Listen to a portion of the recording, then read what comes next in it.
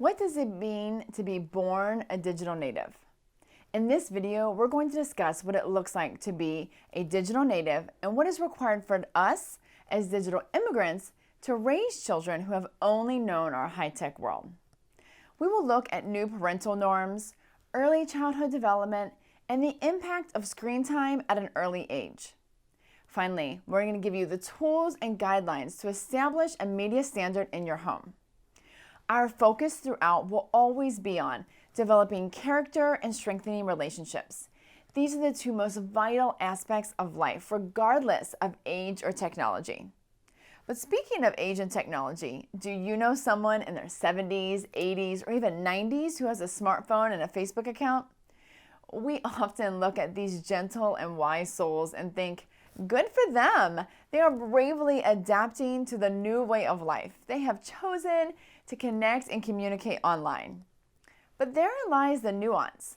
This older generation has the ability to choose whether they adapt or not. They can choose to learn how to use a smartphone or create a social media account, whether they cancel their landline or set up Wi-Fi in their home.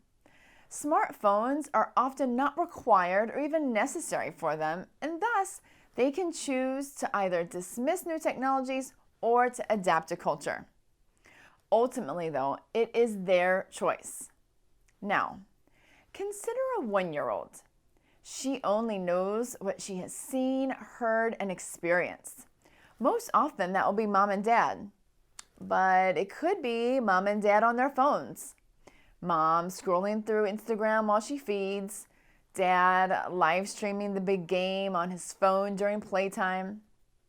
This 1-year-old watches her parents make demands of Alexa, follow navigation from Siri, and capture each and every moment of her life with the smartphone camera.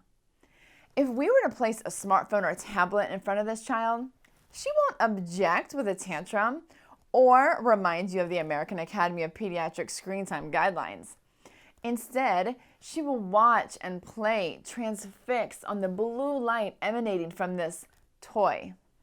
Her 1-year-old developing brain creates new pathways and processes for these digital habits. Everything she observes from mom and dad, as well as through her own experience on a device, is processed as normal. Not new, not novel, convenient, or even concerning. This is her normal way of life.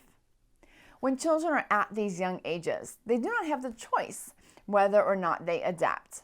That choice lies with us, mom or dad. As a parent, the technology that we choose, that we engage with, and we introduce to our children will be the technology that they grow up to depend on.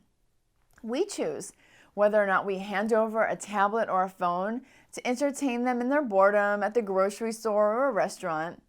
We choose whether an AI-enabled speaker like Alexa waits at our beck and call while monitoring our every word. We also choose screen time or outside play. We choose video games or board games. We also choose paper books or e-readers. In a sense, this is what it means to be born a digital native. Personal screens and devices, artificial intelligence and algorithms are such a normal and routine aspect of daily life. So if everyone born in the last 20 years is considered a digital native, is it really worth worrying about the effects of our digital world on our children? Shouldn't we just accept this new normal and enjoy the ride? Well, this isn't the first time in society that we've been concerned about tech advancements. The printing press, radio, telephone, television, personal computer, and the internet were all advancements that revolutionized society's daily life and habits. Socrates once warned against writing, claiming it could cause people to lose their memory. People worried that fictional books could corrupt the mind, the telephone invaded privacy, and that the television made men lazy. Every advancement came with skepticism and concern. So what makes today's smart technology different and worthy of our concern?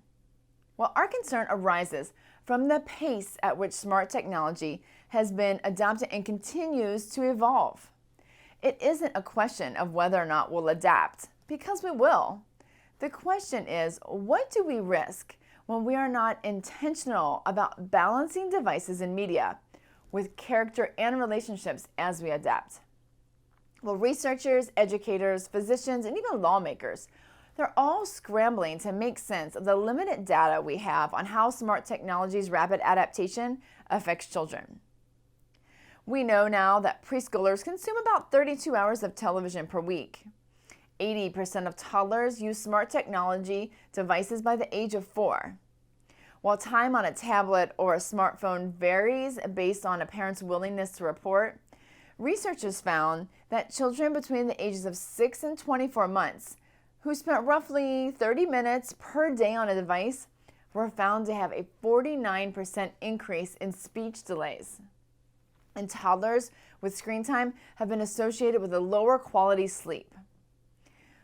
While television is often considered passive consumption of media, smart technology and tablets are active consumption of media. The child is directly and actively engaged with that activity on the screen. If you consider that it took 25 years after the radio was invented before they even learned that it could broadcast. It took 50 years for the television to reach more than 90% of American homes and 30 years for the personal computer. But for the smartphone, it only took 10 years before it graced almost every American's hand. The accelerated pace of adaptation and the shift to personal use is evident.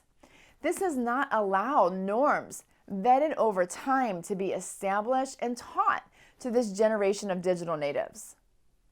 Currently, the American Academy of Pediatrics holds the only standard for young children's screen time. They recommend 0 screen time, passive or active consumption, from birth to 18 months old. From 18 months to 2 years, they recommend only 30 minutes of the highest quality and co-viewed screen time. And from 2 to 5 years old, only 1 hour of screen media that is high quality and co-viewed with the parent as much as possible. However, the AAP does allow for the exception of FaceTime and video calls. While this recommendation is public knowledge, it seems to remain unknown to many parents of young children. Even for those who know the recommendation, it's often disregarded. A recent study looked into parental beliefs and perceptions of their children's personal screen time. It found that parents perceived screen time as educational and that the screen makes learning fun, promotes curiosity, problem-solving skills, and responsibility. Now, this is what the parents perceive, but this is not what research is finding. The reality is, personal screens make fantastic babysitters and pacifiers. Screens are what allows us as parents to have a break, to take a shower, and to maybe drive in silence. And again, we ask, if it's going to always be a part of their lives, why not just have them learn it now and get a head start? Well, considering all of this, the question that we must contend with are these. 1, how can early digital exposure impact a child's character? And 2, are relationships negatively impacted by early or excessive digital exposure?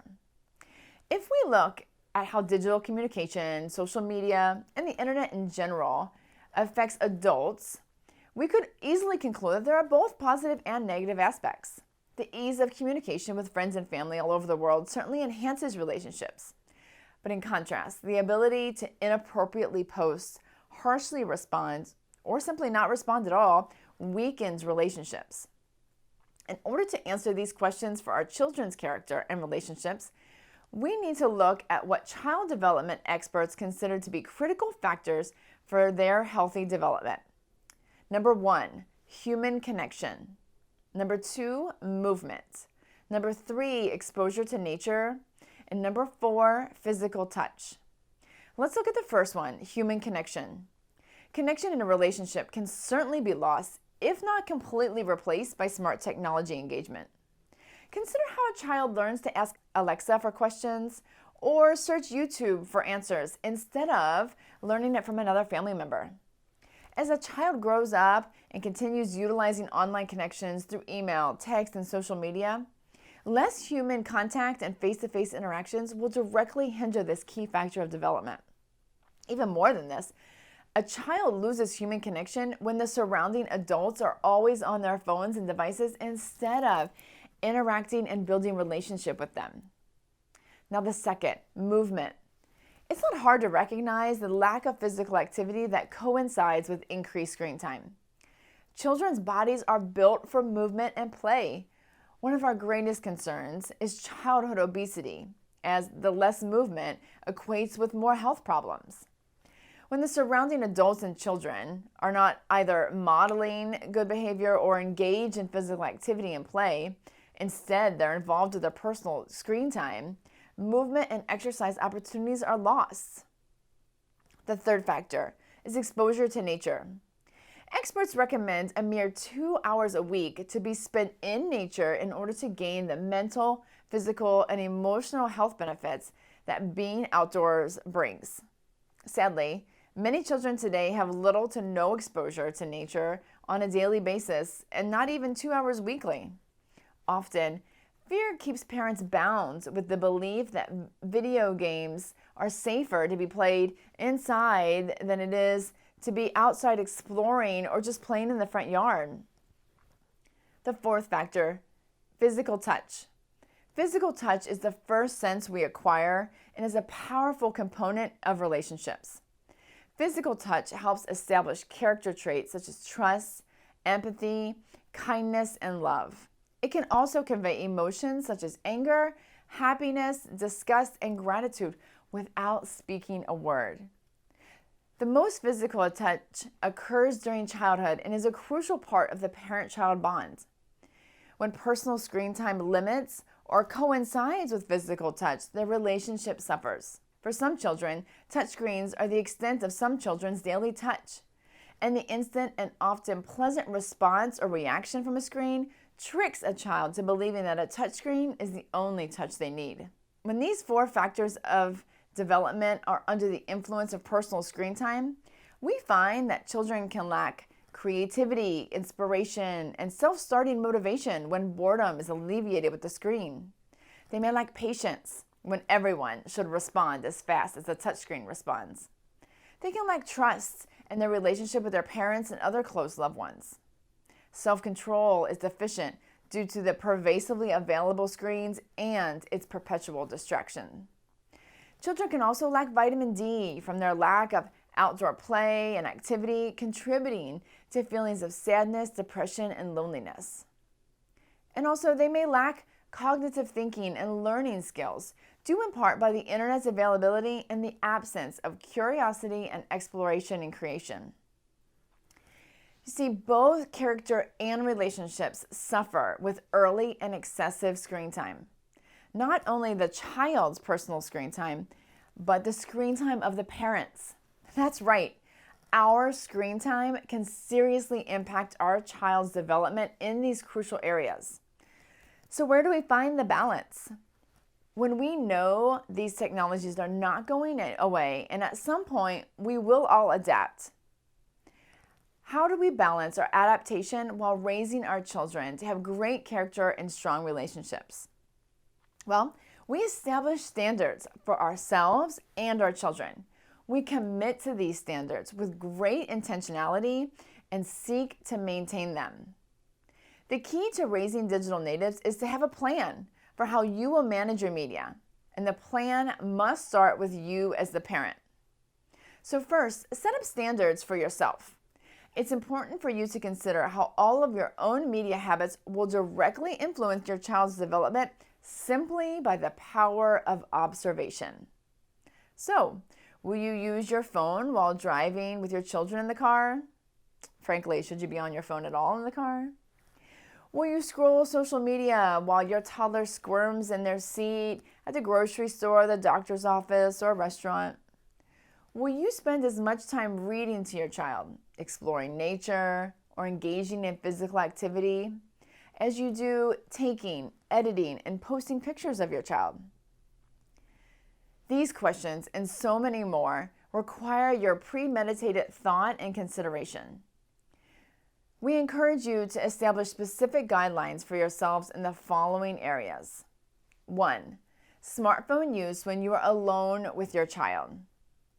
Can you answer your text messages once an hour instead of once every 5 or 10 minutes? Can you sit alone in your own boredom and just be present without looking at your phone, maybe while at the doctor's office or while you're watching your child's soccer practice? Number 2, smartphone use at home as a family. In the few hours that you have at home all together, can you go without your phone? Or if you can't, how can you communicate what you are doing on the phone to help your child understand the adult responsibilities that you're engaged in? And number 3, smartphone use outside the home. Will you be on your phone in a gathering of people instead of engaged in relationship? Will you answer text messages or phone calls in the middle of a conversation with someone else? Now, once you've established your own healthy media standards, you can make informed choices for how and when you want your children to engage with personal screen media. For example, how much time on the screen will they have? Will it be earned or will it be only given as you need it? What type of content will they be able to view? And will you co-view it? Will they be allowed on devices in other people's homes? Not only these, but general guidelines for your home can be set up. For example, will you use AI speakers such as Alexa? Will you leave the television on in the background? Will your child's friends be allowed on their own personal devices inside your home? Will you or your children use your devices as alarm clocks? Will they be allowed in the bedroom?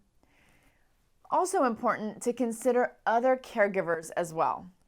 Babysitters. Now, will the babysitter be allowed to be on their phone while watching your children? Or maybe more importantly, are they allowed to let your child play on their phone while babysitting? And grandparents, do they have their own media standard? Do they understand yours? Will they allow television or personal screen time while with the kids? Yes, even grandparents need to understand the complexity of early and excessive screen time. Too often, they allow themselves to be deceived by the screen's ease of entertainment when watching grandchildren. And finally, consider how you'll handle special circumstances. Will you allow the screen on long car trips, maybe while visiting friends or at grandma's, and times when you need a babysitter? The point here is to find balance. We don't expect you to say no in all of these situations, but to have a thorough understanding of the dangers of unlimited or unintentional screen time. Because adaptation to this new technology is inevitable, our intentionality is crucial. Now, these standards will change as your child grows up, but our conscientiousness about how their character and relationships are impacted by smart technology must remain the same. Left to our own mood or temperament, we will often choose our own screen or allow our child on the screen because it's easy, it's comfortable, and it's entertaining. Our character as parents, our patience, our self-control is required to raise digital natives of character. Sure, we are adapting right alongside our children. They may know more, but that doesn't give us a free pass to do nothing. When our children are grown, they won't be known for the video game success that they had, how many YouTube videos they watch, or how many social media followers they have. They will be known for one thing, their character. We want you to be brave, and we are here to help you set the new standard.